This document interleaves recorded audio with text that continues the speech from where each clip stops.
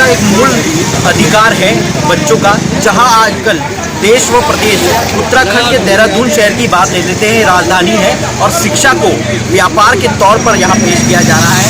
शिक्षा एक अधिकार न रह के एक व्यापार बन चुका है। मैं कहना चाहूँगा हमारे प्रदेश के शिक्षा मंत्री माननीय धन सिंह रावत जी से कहना चाहूँगा कि इस चीज़ पे नज़र रखें। लगातार देहरादून के कई ऐसे नामी स्कूल हैं जो लगातार फीस को लेके बच्चों के साथ उत्पीड़न करते हैं, साथ साथ फीस वृद्धि भी होती रहती है। लगातार देखने को मिला है कि स्कूलों में फीसें बढ़ाई जाती रहती है और मनमाने ढंग से हर स्कूल अपना एक मेन्यू कार्ड लेके खड़ा है कि स्कूल का एडमिशन चार्ज ये है, मंथली फीस ये है, ट्यूशन फीस, एक्टिविटी फीस से लेकर पूरा एक मेन्यू आपको इन स्कूलों को देखने को मिल जाएगा। चाहे वो कोई भी स्कूल हो, किसी भी बड़े स्कूल का आप नाम देख लीजिए, शहर में फीस को लेकर एक बड़ा मामला सामने लगातार आता रहा है और हमने भी लगातार इस चीज़ को लेकर आवाज़ उठाते रहे हैं कि इस स्कूली फीसों के मेन्यू कार्ड पर रोक लगाई जाए। और ये मेन्यू कार्ड जो बना पड़ा है, ये एक आम लोगों के लिए ये मेन्यू कार्ड एक फंदा बन चुका है, जहां आम लोगों के लिए आज के दौर में, महंगाई के दौर में अपने बच्चे पढ़ाने मुश्किल हो चुके हैं। वहीं स्कूल प्रशासन लगातार अपने इस मेन्यू कार्ड को लेकर इन रेटों की बढ़ोतरी करते जा रहे हैं। वहीं मैं कहना चाहूँगा मुख्यमंत्री पुष्कर सिंह धामी जी से भी और मंत्री धन सिंह रावत से भी कृपया इस चीज़ को संज्ञान में लेकर चलिए कि आपके भी बच्चे हैं और आपके बच्चे भी स्कूल पढ़े हैं और एक आम आदमी, एक जो रोजमर्रा का काम करने वाला आदमी कैसे अपने बच्चों को इस संघर्षपूर्ण जीवन में पढ़ा पाता है। वहीं इन मेन्यू कार्ड से आज अभिभावक परेशान हैं। हम आपको बता दें कि ये धरना प्रदर्शन नव परिवर्तन विकास संस्था द्वारा चल रहा है। यहाँ पे आप मौजूदा स्थिति में देख पा रहे होंगे किस प्रकार महिलाएं और अभिभावक यहाँ पे जो है बच्चों के मौजूद हैं। वहीं हमारे साथ नव परिवर्तन विकास संस्था के जो अध्यक्ष हैं विनोद जी भी मौजूद हैं। वहीं मैं बात करना चाहूँगा विनोद जी से, क्या कुछ ये पूरा मामला है और आपकी संस्था ने अभिभावकों को समर्थन दिया, क्या आप इस मामले को लेकर आप देख रहे हैं कि स्कूल प्रबंधन के बीच में और अभिभावकों में क्या विवाद चल रहा है? देखिए, ये परसों की घटना है। मेरे पास नौसाद जी आए हैं, मैं यहाँ पेरेंट्स। अब होता क्या है कि फीस वसूली का ये मामला द्वारा आयोजित कुछ फीस बच्चों की रुक गई। छात्राओं जब बच्चों की फीस रुक गई तो उन्होंने पहले तो बच्चों को पनिशमेंट देना शुरू किया। 2-2, 3-3 घंटे जैसे ही बच्चे स्कूल में आते तो उन्हें खड़ा कर देना शुरू कर देते हैं। जबकि सुप्रीम कोर्ट की भी ये रूलिंग है कि फीस के लिए बच्चों को नहीं कहा जाएगा, नंबर 1। नंबर 2, आपने खड़ा करना बच्चों को शुरू कर दिया। दूसरी सबसे बड़ी बात, आप अनाउंस करवाते हैं बच्चों को, इन बच्चों की फीस नहीं आई। फिर वो बीमार थे, बीमार को ही वो हॉस्पिटलाइज थे। जैसे ही वो हॉस्पिटल में, तब उन्हें चिल्लाना शुरू कर दिया, फीस देने के लिए आओ, फीस देने के लिए आओ। जैसे ही उन्होंने कुछ फीस जमा की, उसके बावजूद उन्होंने बच्चों का नाम काट दिया। देखो, ये सवाल बड़ा है। अगर एग्ज़ाम बच्चों के चल रहे हैं, हाई स्कूल के बच्चे, हाई स्कूल या इंटरमीडिएट के स्टूडेंट्स हैं, तो ये तो मैंडेटरी है कि आप उन्हें स्कूल से नहीं निकाल सकते फीस को लेकर। उसके बावजूद आपका ये जो रवैया है ये गलत है। आप इस तरीके से हैरेसमेंट स्टूडेंट्स का भी और पेरेंट्स का भी कर रहे हैं, जिसका नव परिवर्तन विकास संस्था जिसे अपोज करती है, घोर निंदा करती है कि इस तरीके से अगर उत्तराखंड में, देहरादून में स्कूल संचालित हो रहे हैं और वो संचालित इस तरीके से हो रहे हैं, ये तरीका आपका बच्चों के साथ है, पेरेंट्स के साथ है, जिसे बिल्कुल भी बर्दाश्त नहीं किया जाएगा। जैसे कि कहा जाता रहा है, पुरानी ये कहा गया है कि शिक्षा और स्वास्थ्य पे हर एक नागरिक का अधिकार कहा गया है। तो क्या आप इसको मानते हैं कि देश में चाहे प्रदेश में हो, क्या शिक्षा और स्वास्थ्य को लेकर, खासतौर पर शिक्षा को लेकर, इसमें व्यापार को आगे बढ़ावा मिल रहा है? देखिए, ये सीधी सी बात है कि एजुकेशन को बिजनेस से जोड़ दिया गया। सीधी सी बात है कि आप यहाँ कहीं ना कहीं स्कूल्स को आप जिस तरीके से एक व्यापारी होता है, आपने उस व्यापारी की हदें भी आपने पूरी कर दी, वो भी उससे भी वो बाउंड्री भी आपने क्रॉस कर दी। जिस तरीके से आपका रवैया होगा, अरे स्टूडेंट हैं, प्राइमरी से आपके बच्चे हैं, वो प्राइमरी से आपके पास थे, आपको आगे फीस का, अगर फीस रुक जाती है तो माँ बाप आगे दे देता है, भाई हम आगे दे देंगे।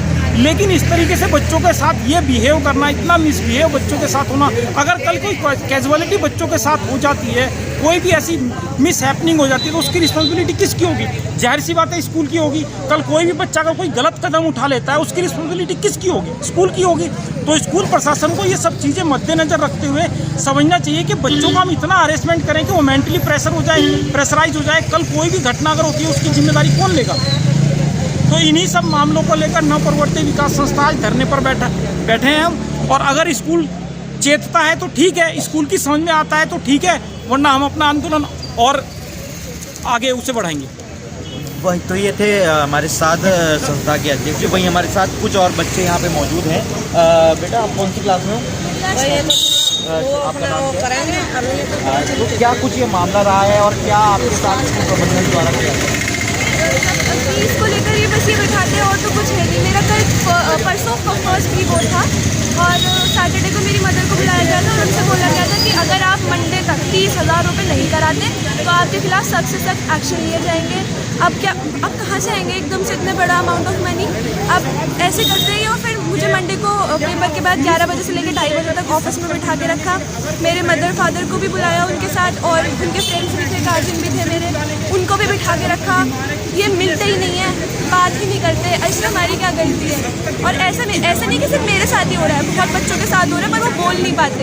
मैंने बोला है, मैंने हिम्मत दिखाई है, बाकी नहीं दिखा पाते। ये बंद होना चाहिए। ऐसे तो हरासमेंट हो रहा है और अगर मैं डिप्रेशन में चली जाती हूँ और कुछ उल्टा कदम उठा लेती हूँ तो उसकी जिम्मेदारी की कौन होगा? क्या होगा? तो वहीं आप देख सकते हैं कि बच्चों के अंदर का जो रोष है स्कूल के प्रति, जो उनके द्वारा उत्पीड़न का मामला ये सामने आया है। तो बेटा आपका नाम क्या है? क्या आपके साथ भी क्या कुछ मामला हुआ है?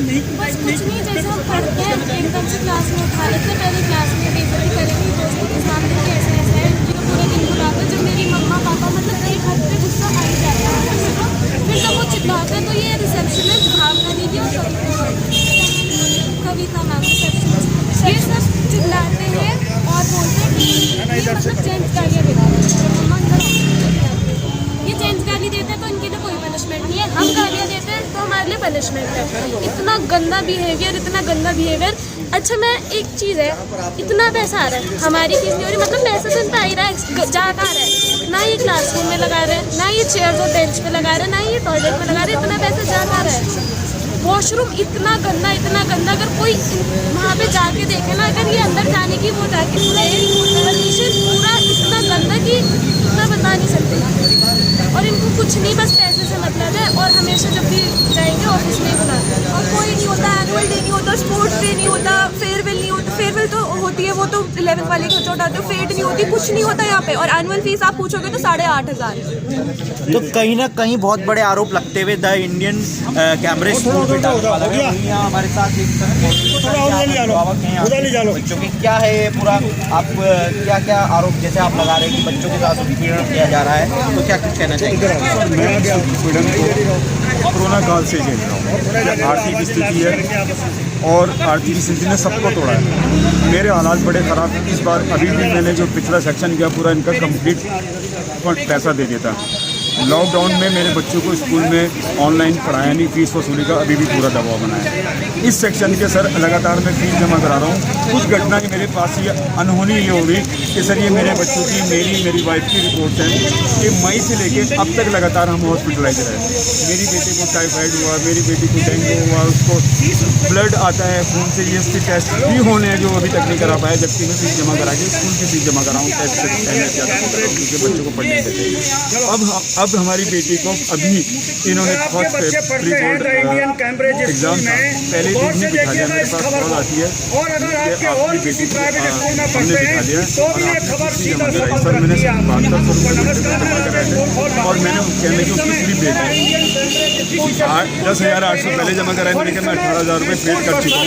अब मेरी बच्ची को घर भेज दो तो साफ इन्होंने कह दिया कि जब तक आप नहीं आओगे हम बच्ची को नहीं भेजेंगे। उसके बाद सर हम लोग फिर दूरसा में आया, अपने दो मित्रों के साथ यहाँ पर बैठा अपनी बाइक को लेकर हम 2.5 घंटे तक बैठे रहे, पूरा हाइपर हो गए, बहुत परेशान हो गए, बहुत तकलीफ में, क्योंकि मेरी बच्ची बहुत सेंसिटिव हालत में है, उसके ऊपर बहुत स्ट्रेस है।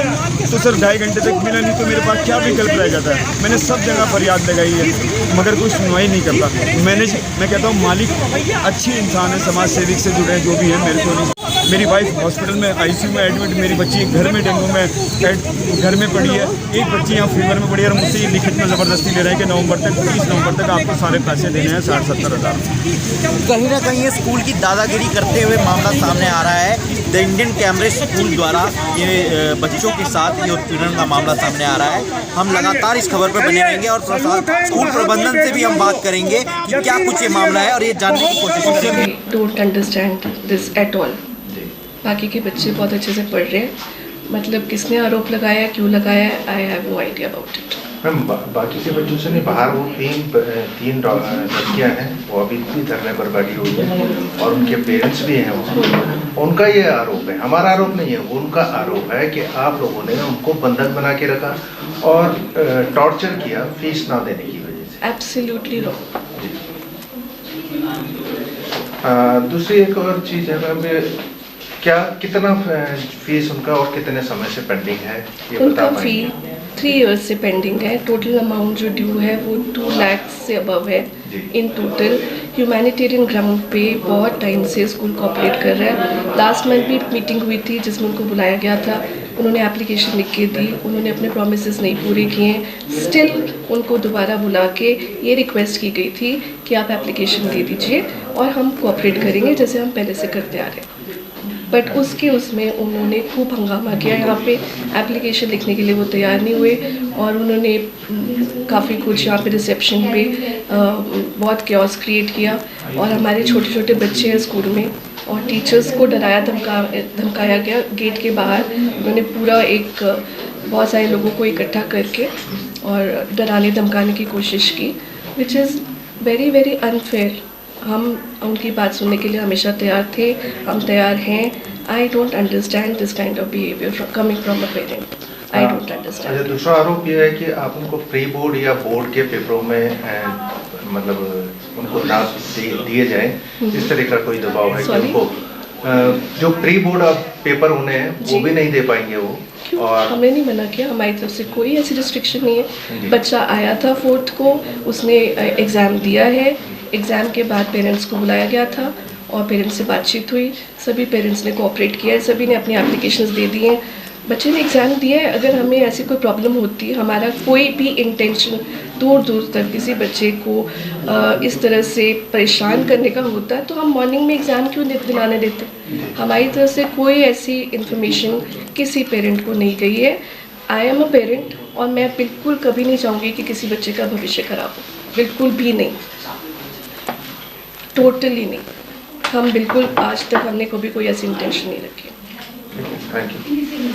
गांव की गलियों से शहर के शोर शराबे तक हम लाते हैं सही खबर आप देख रहे हैं UK 24/7 न्यूज़। खबर वही जो है सच सही।